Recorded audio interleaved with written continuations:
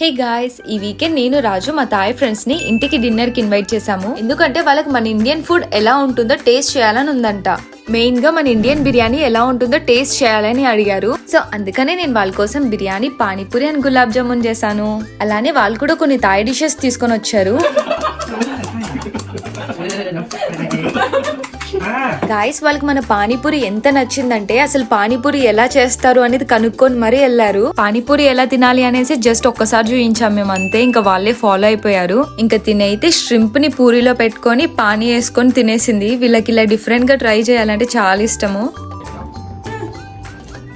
And guys, మన బిర్యానీని చేతోనే తినమని చెప్పాము. అలవాట్లేదు కదా, కొంచెం కష్టపడ్డారు. అండ్ వాళ్ళకి మన బిర్యానీ కూడా బాగా నచ్చింది. స్పైసీ అంటూ మొత్తం తినేశారు. సో గాయస్, అలా వాళ్ళు మన ఇండియన్ ఫుడ్ ని టేస్ట్ చేశారు. అండ్ మేమందరం కలిసి థాయిలాండ్ లో ఒక బ్యూటిఫుల్ మౌంటైన్ కి ట్రెక్కింగ్ వెళ్ళాం. సో ఆ లింక్ నేను ఇక్కడ కింద ఇస్తున్నాను. Please go and watch it.